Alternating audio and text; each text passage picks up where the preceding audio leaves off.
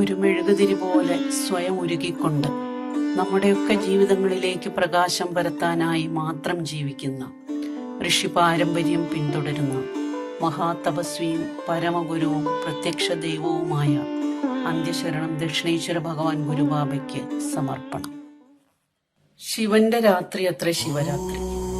പരമശിവനെ പ്രീതിപ്പെടുത്താൻ ഏറ്റവും ഉചിതമായ കുംഭമാസ തിഥിയാണ് മഹാശിവരാത്രിയായി ആചരിക്കപ്പെടുന്നത്. മഹാശിവരാത്രിയുമായി ബന്ധപ്പെട്ട പുരാണ കഥകളിലേറെ പ്രചാരത്തിലുള്ളത് പാലാഴി മഥനവുമായി ബന്ധപ്പെട്ടതാണ്. പാലാഴി മഥന വേളയിൽ വാസുകി എന്ന നാഗത്തിൽ നിന്ന് പുറത്തു വന്ന കാലാഹലം എന്ന കൊടിയ വിഷം ഭൂമിയിൽ പതിക്കും മുന്നേ ലോകരക്ഷയ്ക്കായി തൽക്ഷണം അത് പാനം ചെയ്യാൻ തയ്യാറായ പരമശിവന്റെ അപാരമായ കാരുണ്യത്തിനും കരുതലിനും ത്യാഗത്തിനും പകരം വയ്ക്കാൻ ഒന്നുമില്ലെന്നതാണ് സത്യം. മഹാദേവന് ജീവാപായം സംഭവിക്കാതിരിക്കാൻ പാർവതി ദേവിയും ദേവകളുമെല്ലാം ഉറക്കമിളച്ചിരുന്ന് പ്രാർത്ഥിച്ച രാത്രിയാണ് മഹാശിവരാത്രി എന്നാണ് കഥ. മഹാദേവന്റെ സ്വന്തം രക്ഷയോർക്കാതെയുള്ള തൽക്ഷണ പ്രതികരണത്താൽ വളരെ വലിയ ദുരന്തമാണ് ഒഴിവായത്. മഹാദേവന്റെ ഈ മഹാത്യാഗത്തിന്റെ അനുസ്മരണ ദിനമാണ് മഹാശിവരാത്രി എന്ന് പറയാം. മറ്റൊരു പരാമർശമുള്ളത് പരമശിവന്റെ വാസസ്ഥാനമായ കൈലാസ പർവ്വതത്തിൽ നിന്ന് സമീപ സ്ഥലങ്ങളിലേക്കെല്ലാം അപാരമായ അളവറ്റ ചൈതന്യം പ്രസരിക്കുന്ന ദിവസമാണ് മഹാശിവരാത്രി എന്നതാണ്. ഈ ചൈതന്യം ശിവരാത്രി ഉപവാസത്തോടെയും തീവ്രമായ ഭക്തിയോടെയും ശിവസ്തോത്രങ്ങളും ശിവനാമങ്ങളും ഉരുവിട്ട് പരമേശ്വരനെ ഭജിക്കുന്ന ഏവരിലേക്കും പ്രസരിച്ച് അനുഗ്രഹത്തിനിടയാക്കുമെന്നാണ് വിശ്വാസം. ഈ ഒരു ദിവസം മാത്രമാണത്രേ ഇങ്ങനെ അസാമാന്യമായ വിധം ശിവചൈതന്യവും അനുഗ്രഹവും വർഷിക്കപ്പെടുന്നതെന്ന് പറയപ്പെടുന്നു. അതായത് ശിവപ്രീതിക്കായുള്ള വ്രതത്തിന് ഇത്രത്തോളം ഫലപ്രാപ്തി മറ്റു ദിവസങ്ങളിൽ ഇല്ലെന്നാണ്. ഈ ദിവസം ഓം നമ ശിവായ എന്ന പ്രണവ ശബ്ദം ചേർത്ത പഞ്ചാക്ഷരി മന്ത്രമോ മറ്റു സ്തോത്രങ്ങളോ അവിരാമമായി ജപിക്കണമെന്നാണ്. മരിച്ചുപോയവരുടെ ആത്മശാന്തിക്കായി പ്രാർത്ഥിക്കുകയും ചെയ്യാം. അന്ന് പകലും രാത്രിയും ശിവനാമജപം വേണ്ടതാണെങ്കിലും ജപവും ധ്യാനവും ഏറ്റവും തീവ്രമായും ഉത്കടമായും വേണ്ട സമയം ശിവരാത്രിയിലെ സന്ധ്യ മുതൽ പുലർച്ചെ ബ്രഹ്മയാമം തീരുന്നതുവരെയുള്ള രാത്രിയുടെ യാമങ്ങളാണത്രേ. രാത്രിയുടെ യാമങ്ങളിൽ ഉറങ്ങാതിരുന്ന് ജപിക്കണം. ഈ സമയം ധ്യാനവും മൗനമായ ജപവും നടത്തുന്നവരെ മഹാദേവൻ കനിഞ്ഞനുഗ്രഹിക്കുമെന്ന് വിശ്വസിക്കപ്പെടുന്നു. അതിനാൽ ഭക്തരെ അകമഴിഞ്ഞ് അനുഗ്രഹിക്കാൻ മഹാദേവൻ കനിയുന്ന ദിവസമാണ് മഹാശിവരാത്രി എന്ന് പറയാം. പുരാണ കഥകൾ ആസ്പദമാക്കിയുള്ള സിനിമകളും ബാലയും മറ്റും കണ്ടിരിക്കലല്ല. ശ്രദ്ധാഭക്തി വിശ്വാസത്തോടെ ധ്യാനവും മൗനമായ ജപവുമാണ് വേണ്ടത്.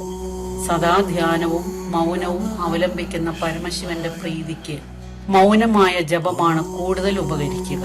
ശിവസ്തുതിപരമായ സ്തോത്രങ്ങളിൽ ഏറെ ഫലപ്രദം ശിവാഷ്ടകമാണ്. അഷ്ടൈശ്വര്യങ്ങളും പ്രദാനം ചെയ്യാൻ കഴിയുന്ന ശിവാഷ്ടകം പലതുണ്ടെങ്കിലും ഏറ്റവും പ്രചാരത്തിലുള്ളത് ആദി ശങ്കരാചാര്യ തൃപ്പാദങ്ങളാൽ വിരചിതമായതാണ്. ചില പാഠഭേദങ്ങൾ കാലാന്തരത്തിൽ വന്നു ചേർന്നിട്ടുണ്ടെങ്കിലും പൊതുവെ അംഗീകരിക്കപ്പെട്ട ശിവാഷ്ടകമാണ് ഇവിടെ കൊടുക്കുന്നത്. അഷ്ട എന്നത് 8 എന്ന സംഖ്യയെ സൂചിപ്പിക്കുന്ന പദമാണ്. അപ്പോൾ അഷ്ടകം എന്നാൽ 8 ശ്ലോകങ്ങൾ അടങ്ങുന്ന സ്തുതിഗീതമാണ്.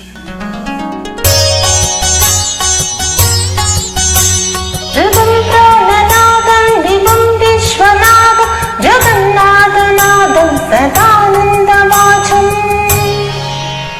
ഭവദ്ഭവ്യഭൂതേശ്വരം ബോധനാഥം ശിവം ശങ്കരം ശംഭുമീശാനമീരേ ഗണേരുണ്ടമാലം തതോ സർപ്പജാലം മഹാകാലകാലം ഗണേശാദിപാലം ജടാജടഗംഗതരംഗീർവിശാലം ശിവം ശങ്കര ശംഭുമീശാനമീരേ മുദാലാകരം മണ്ഡലം മണ്ഡയന്ത്രം മഹാമണ്ഡലം ഭസ്മഭൂഷാനയന്ത്രം അനാദിവ്യകാരം മഹാമഹാകാരം ശിവം ശങ്കരം ശംഭുമീശാനമീരേ വടാനോ നിവാസം മഹാതാതഹാസം മഹാപാപനാശം സദാ സുപ്രകാശം ഗിരീശം ഗണേശം സുരേശം മഹേശം ശിവം ശങ്കര ശംഭുമീശാനമീരേ ഗിരീന്ദ്രാത്മജാ സംഗൃഹീതാർദ്ധദേഹം വിസോ സംസ്ഥിതം സർവദാ प्रसन्नगेहम् परं ब्रह्म ब्रह्मादिभिर्वन्द्यमानं शिवं शङ्करं शम्भुमीशानमीटे कपालं त्रिशूलं कराभ्यां ददानं पदाम्बोचनं कामं ददानम् गमीवं सुराणां प्रदानं शिवं शङ्करं शम्भुमीशानमीडे शरश्चन्द्रगात्रं गणानन्दपात्रं त्रिनेत्रं पवित्रं गणेशस्य मित्रम् अनन्नाकलत्रं सदा सच्चरित्रं शिवं शङ्करं शम्भुमीशानमीडे हरं सर्पहारं चिताभो विहारं भवं देवसारं सदा निर्विकारम्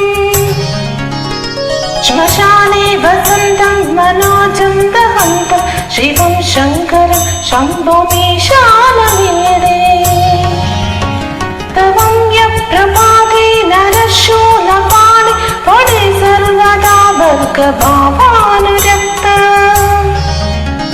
सपुत्रं धनं धान्यमित्रं कलत्रं विचित्रं समासाद्य मोक्षं प्रयाति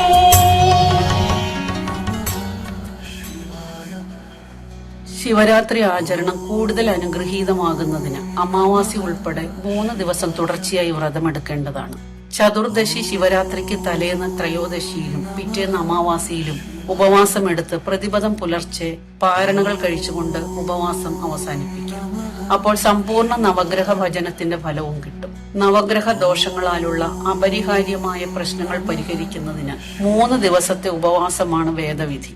മഹാശിവരാത്രി 3 ദിവസം ഉപവസിക്കുന്നവർ അമാവാസി ഒഴികെയുള്ള 2 തിഥികളിൽ മധ്യമ ഉപവാസവും അമാവാസിയിൽ പൂർണ്ണ ഉപവാസവും അനുഷ്ഠിക്കണം.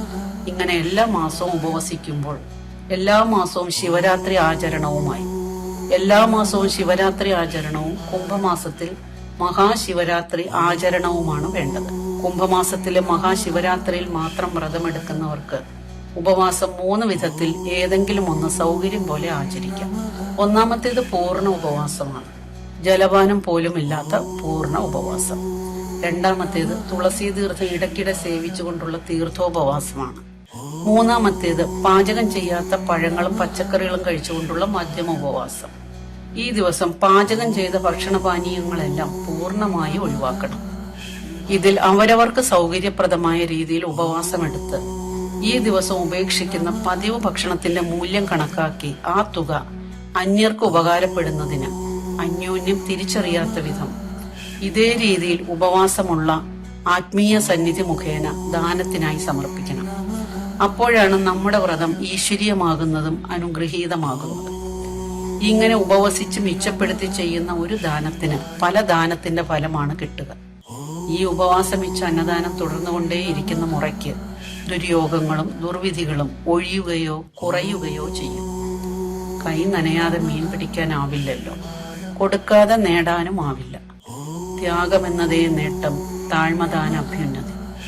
മഹാത്യാഗിയായ മഹാദേവന്റെ അനുഗ്രഹം കിട്ടുന്നതിന് ത്യാഗം അനിവാര്യമാണെന്ന വസ്തുത ഓർത്താലും പരമശിവന്റെ ത്യാഗം അനുസ്മരിക്കപ്പെടുന്ന ശിവരാത്രി ആചരണം എല്ലാവർക്കും ഐശ്വര്യത്തിനിടയാകട്ടെ. നന്ദി, നമസ്കാരം.